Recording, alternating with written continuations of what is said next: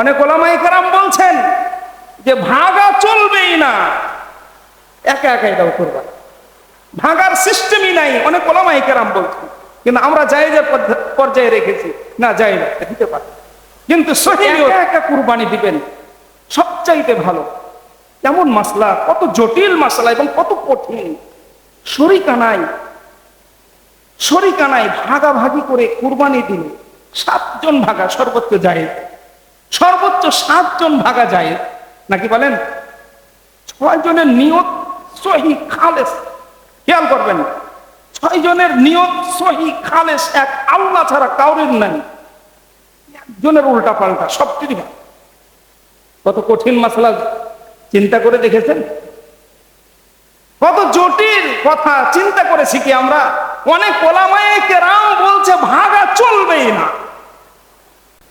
অনেক ওলামায়ে কেরাম বলছেন যে ভাগা চলবেই না, একা একাই দাও কুরবানি, ভাগার সিস্টেমই নাই। অনেক ওলামায়ে কেরাম বলছেন, কিন্তু আমরা জায়েজের পর্যায়ে রেখেছি, না জায়েজ দিতে পারে, কিন্তু সহিহ নিয়ত হতে হবে।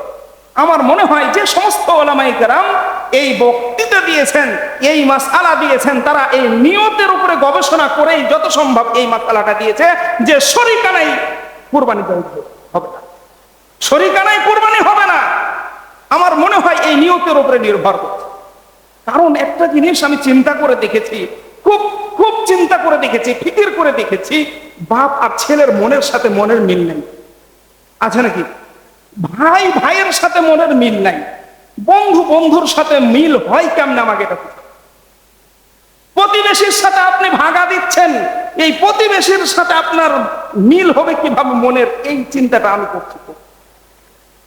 এই জন্য ওলামায়ে কেরাম যে বিষয়টি নিয়ে আলোচনা করছেন, যদি পারি আমরা একা একা কুরবানি দেব, শরিকানা দিব, কিন্তু সকলেই সহিহ নিয়ত হতে হবে।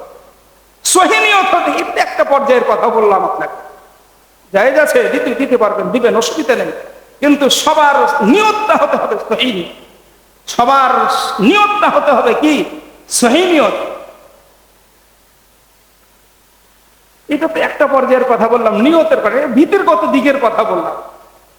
এবার বাহ্যিক দিকগুলো যদি আমরা একটু দৃষ্টিপাত করি, তাহলে আরো কত কি যে হবে আমাদের অবস্থা, এগুলো বর্ণনা করা